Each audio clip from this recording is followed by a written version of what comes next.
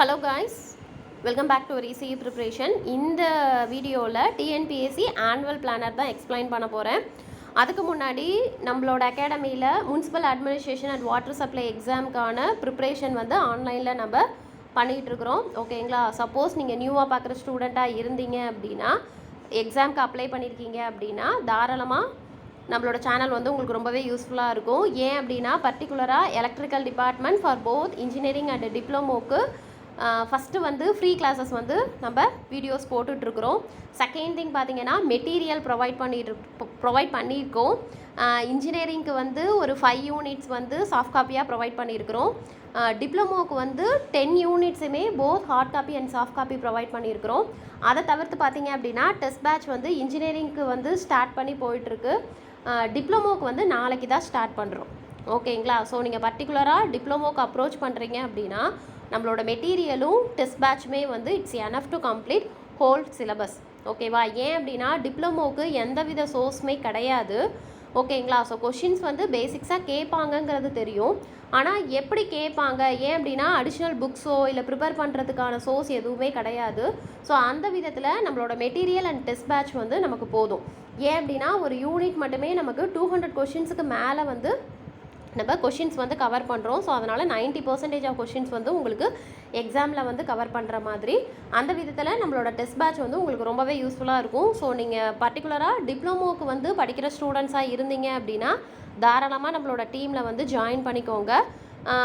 நம்ம channel number 8015037093 அப்படிங்கிற நம்பருக்கு வாட்ஸ்அப் பண்ணிங்க அப்படின்னா அதுக்கான டீட்டெயில் வந்து உங்களுக்கு ஃபுல்லாக எக்ஸ்பிளைன் பண்ணுவேன் நான். ஓகேங்களா? அதை தவிர்த்து மெட்டீரியல் வந்து நம்ம செப்பரேட்டாக ப்ரொவைட் பண்ணியிருக்கிறோம். சப்போஸ் நீங்கள் ரெண்டுக்குமே ப்ரிப்பேர் பண்ணுறீங்க, எலக்ட்ரிக்கல் இன்ஜினியரிங்க்கும் ப்ரிப்பேர் பண்ணுறேன், டிப்ளமோக்கும் ப்ரிப்பேர் பண்ணுறேன் அப்படின்னா நீங்கள் செப்பரேட்டாலாம் டிப்ளமோ மெட்டீரியல் வாங்க வேண்டாம். பர்டிகுலராக ரெண்டுத்துக்கும் காமன் இல்லாத அன்பேலன்ஸ்டு மெட்டீரியல்னு ஒரு 6 யூனிட் இருக்கும். ஸோ உங்களுக்கு படிக்கிறவங்களுக்கு தெரியும், ஏன்னா ரெண்டையுமே வச்சு படிக்கிறவங்களுக்கு. ஸோ அந்த யூனிட்டுமே நம்ம செப்பரேட்டாக hard copy and soft copy provide பண்ணியிருக்கிறோம். ஓகேங்களா? கொஞ்சம் பேர் ஹார்ட் காப்பி வாங்கியிருக்காங்க. ஸோ அதனால் ப்ரிப்பேர் பண்ணுற ஸ்டூடெண்ட்ஸ் வந்து மெட்டீரியல் வாங்கி படிங்க, உங்களுக்கு உண்மையாகவே யூஸ்ஃபுல்லாக தான் இருக்கும். ஓகேங்களா? சரி, வாங்க வீடியோக்குள்ளே போகலாம். ஃபஸ்ட்டு பார்த்தீங்க அப்படின்னா ஆனுவல் பிளானரில், அதாவது டிஎன்பிஎஸ்சியில் இந்த இயற்கான சேஞ்சஸ் வந்து என்ன அப்படின்னா, ஃபஸ்ட்டு திங் வந்து நம்ம வந்து முன்னாடி வந்து கம்பைன்டு இன்ஜினியரிங் சர்வீஸ் அப்படின்னு சொல்லுவாங்க. ஓகேங்களா? இங்கே என்ன மென்ஷன் பண்ணியிருக்காங்க அப்படின்னா டெக்னிக்கல் சர்வீஸ் அப்படிங்கிற வேர்டை வந்து நியூவாக இன்க்ளூட் பண்ணியிருக்காங்க. அது ஃபஸ்ட்டு சேஞ்சஸ். ஓகேங்களா? செகண்ட் சேஞ்சஸ் என்னன்னு பார்த்தீங்கன்னா லாஸ்ட் இயர் வரைக்கும் நம்ம என்ன எழுதியிருப்போம் அப்படின்னா இன்ஜினியரிங் சர்வீஸில் நான் இன்டர்வியூ போஸ்ட்டுக்கு தான் எழுதியிருந்தோம். ஓகேவா? பட் இந்த இயர் அவங்க என்ன இன்ட்ரடியூஸ் பண்ணியிருக்காங்கன்னா இன்டர்வியூ போஸ்ட்டும் இன்ட்ரடியூஸ் பண்ணியிருக்காங்க. நான் இன்டர்வியூ போஸ்ட்டு ஆல்ரெடி இருந்தது தான். ஓகேங்களா? ஸோ அப்போ லாஸ்ட் இயர் இருந்த கம்பைன்டு இன்ஜினியரிங் சர்வீஸ் வந்து உங்களுக்கு இப்போ இந்த தடவை 2ஆக டிவைட் பண்ணி இன்டர்வியூ தனியாகவும் நான் இன்டர்வியூ போஸ்ட்டு தனியாகவும் பிரிச்சுருக்காங்க. ஓகேங்களா? ஸோ இந்த நோட்டிஃபிகேஷன் எப்போ ரிலீஸ் ஆனது அப்படின்னா இப்போது 24th வந்து ரிலீஸ் பண்ணியிருக்காங்க. இந்த வீடியோவில் நான் ஒன் அண்ட் ஒன்லி டெக்னிக்கல் மட்டும்தான் எக்ஸ்பிளைன் பண்ண போகிறேன். ஸோ இதுக்கு முன்னாடி பார்த்தீங்கன்னா உங்களுக்கு சிவில் சர்வீஸ், அதாவது குரூப் 1, குரூப் 4, குரூப் 2 இதுக்கான டீட்டெயிலாம் இருக்குது. ஓகேங்களா? இப்போ டெக்னிக்கல் சர்வீஸ்னு பார்த்தீங்கன்னு வச்சுக்கோங்களேன். ஸோ இன்டர்வியூ போஸ்ட்டுக்கு உங்களுக்கு 105 வேக்கன்சியும் நான் இன்டர்வியூ போஸ்ட்டுக்கு 605 வேக்கன்சியும். இதில் பார்த்தீங்கன்னா நம்மளோட டெக்னிக்கல் சர்வீஸ் அப்படின்னா இன்ஜினியரிங் முடித்தவங்க தான். அது நீங்கள் யூஜியும் முடிச்சிருக்கலாம், அதாவது பிஇ முடிச்சிருக்கலாம், எம்இ முடிச்சிருக்கலாம். ஓகேவா? இந்த மாதிரி கேண்டிடேட் வந்து eligible to right technical exam.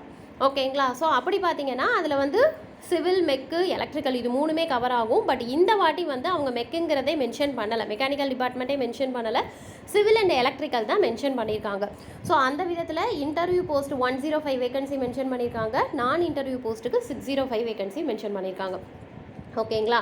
So அப்படி பார்த்தீங்கன்னா உங்களுக்கு இப்போ இன்டர்வியூ போஸ்ட்டுக்கான வேகன்சி வந்து உங்களுக்கு இப்போ மே மந்த்து 15லேயே நோட்டிஃபிகேஷன் ரிலீஸ் ஆகி அதுலேருந்து ஒரு 3 மந்த்ஸில் வந்து உனக்கு எக்ஸாம் ஆனது, அதாவது 8th மந்த்து 11th அன்னைக்கு உனக்கு எக்ஸாம் வந்து ஸ்டார்ட் ஆகும் அப்படிங்கிற மாதிரி கொடுத்துருக்காங்க. அது கம்ப்ளீட் ஆக கிட்டத்தட்ட 5 days ஆகும் அப்படின்னு சொல்லி கொடுத்துருக்காங்க. ஓகேங்களா? ஸோ அப்படி பார்த்தீங்கன்னா இன்னும் ஒரு 2 வீக்ஸில் வந்து உனக்கு இன்டர்வியூ போஸ்ட்டுக்கான டெக்னிக்கல் சர்வீஸ் நோட்டிஃபிகேஷன் வந்து ரிலீஸ் பண்ணிடுவாங்க. அதுவே நான் இன்டர்வியூ போஸ்ட்டாக இருந்ததுன்னா உங்களுக்கு 7th மந்த்து தான் உங்களுக்கு நோட்டிஃபிகேஷனே ரிலீஸ் ஆகுது. ஓகேங்களா. ஸோ இதில் எல்லாமே இன்க்ளூட் ஆகும். இந்த நோட்டிஃபிகேஷன் இதிலெல்லாம் எந்த சேஞ்சஸுமே இருக்காதுமா. எந்த டேட் கொடுத்துருக்காங்களோ அந்த டேட்டுக்கு கரெக்டாக வந்துடும். இப்போ அப்படி பார்த்தீங்கன்னா உங்களுக்கு குரூப் 4 வந்து ஜான் மந்த்தே ரிலீஸ் பண்ணிட்டாங்க. அதுக்கான எக்ஸாம் டேட்டும் உங்களுக்கு ஜூன் மந்த்துன்னு சொல்லியிருந்தாங்க. ஓகேங்களா. ஸோ இந்த இப்போ எல்லாம் பார்த்தீங்கன்னா டிஎன்பிஎஸ்சி ஆன் டைமில் என்ன சொல்கிறாங்களோ அதை ரிலீஸ் பண்ணிடுறாங்க. ஸோ அதனால் இதில் எந்த சேஞ்சஸுமே இருக்காது. அப்போ எங்கே சேஞ்சஸ் இருக்குன்னா இந்த வேகன்சியில் சேஞ்சஸ் இருக்குமா. ஏன்னா அவங்க அது இது ஆனுவல் பிளானர்லேயே மென்ஷன் பண்ணியிருக்காங்க. ஸோ இந்த வேகன்சியில் வந்து சேஞ்சஸ் இருக்குமே தவிர இந்த நோட்டிஃபிகேஷன் இதிலெல்லாம் எந்த சேஞ்சஸுமே இருக்காது.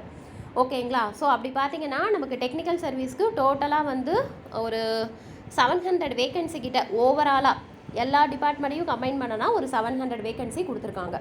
ஓகேங்களா. அதுக்கு அடுத்தது பார்த்தீங்கன்னா அனக்ஷர் 1ல் என்ன மென்ஷன் பண்ணியிருக்காங்கன்னா எக்ஸாம் பேட்டர்ன். ஓகேங்களா. அதாவது நம்ம எப்படி எக்ஸாம் எழுதுவோன்னு இப்போ ரொம்ப சிம்பிளாக சொல்கிறேன். குரூப் 4க்கு நம்ம எப்படி எக்ஸாம் எழுதுவோம், ஒரே ஒரு பேப்பர் தான் எழுதுவோம். ஓகேவா. ஒரே ஒரு பேப்பர் எழுதுவோம், 200 கொஷின்ஸ் எழுதுவோம். ஓகேங்களா. 200 கொஷின்ஸில் வந்து 100 கொஷின்ஸ் வந்து தமிழ், ரிமைனிங் இருக்கக்கூடிய 100 கொஷின்ஸில் 25 வந்து ஜிகே, 75 கொஷின் வந்து ஜிகே. 75 கொஷின் ஜிகே, 25 கொஷின் வந்து ஆப்டிடியூட்.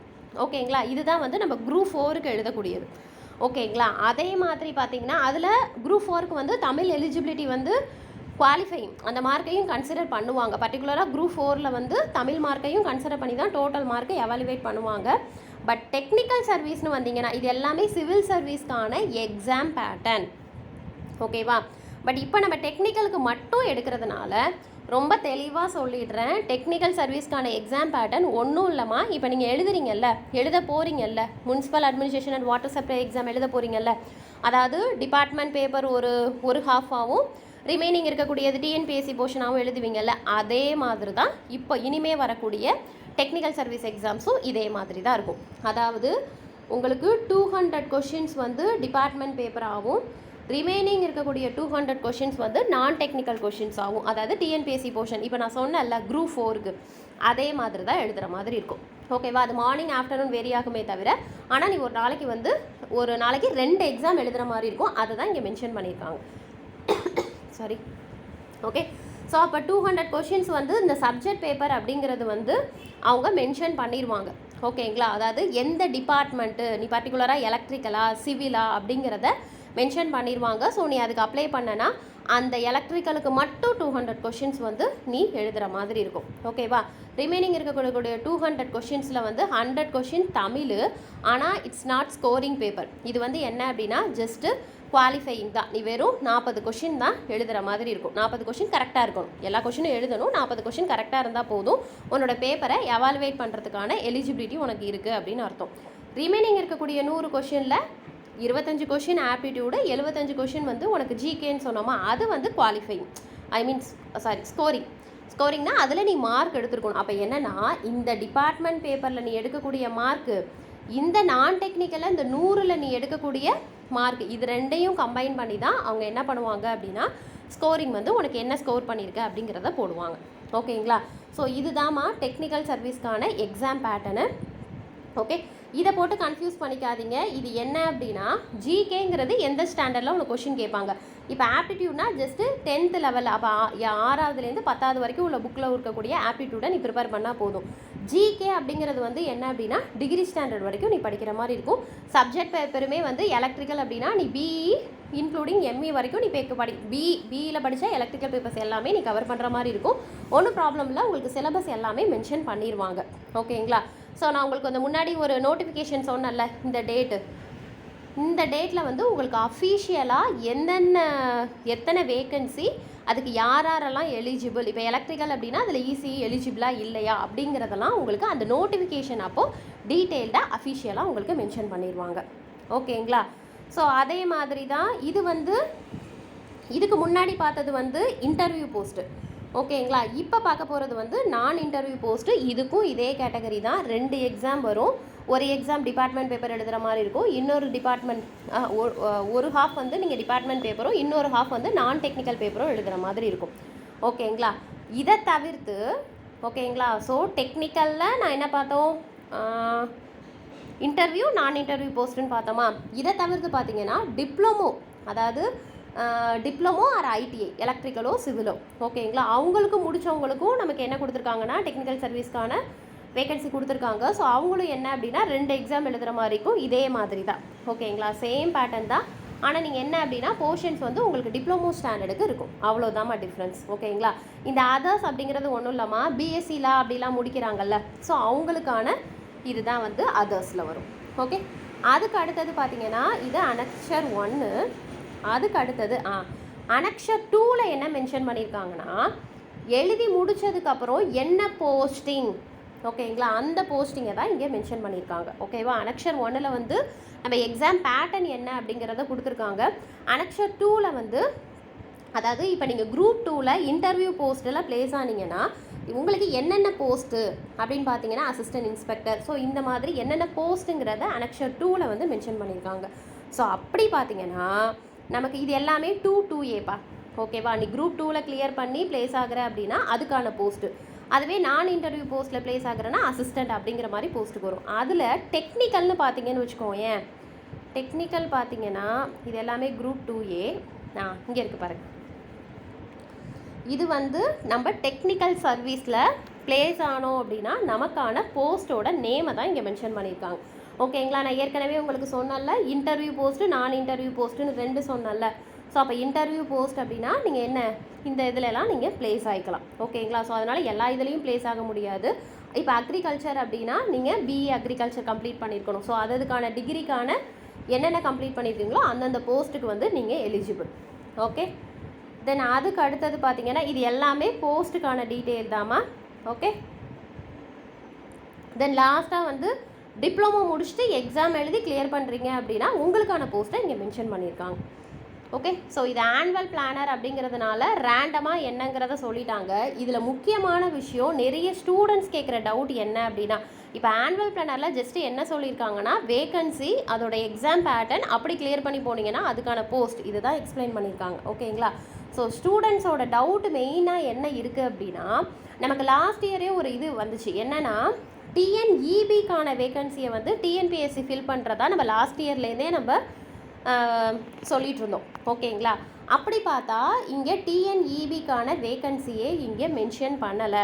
ஸோ அப்போ ஸ்டூடெண்ட்ஸ் கேட்குற டவுட்டு அப்போ வேகன்சியே இல்லையா மேம், இல்லை இவங்க கண்டக்ட் பண்ண மாட்டாங்களான்னு கேட்குறீங்க. இதுக்கான அப்டேட் வந்து இங்கே எதுவுமே கிடையாதுமா ஓகேங்களா. ஏன்னா அப்டேட் இருந்ததுன்னா உங்களுக்கு பர்டிகுலராகவே டான்ஜென்கோ டிஎன்இபி அப்படிங்கிற மாதிரி மென்ஷன் பண்ணியிருப்பாங்க. டிஎன்இபியில் வேகன்சி நமக்கு இருக்குங்கிறது ஷோராக தெரியும் ஓகேங்களா. ஆனால் இது டிஎன்பிஎஸ்சி கிட்ட கொடுத்து கண்டக்ட் பண்ண போகிறதா லாஸ்ட் இயர் சொல்லியிருந்தாங்க. பட் ஆனால் இந்த இயரில் இந்த ஆனுவல் பிளானரில் எந்த அப்டேட்டுமே கிடையாது ஓகேவா.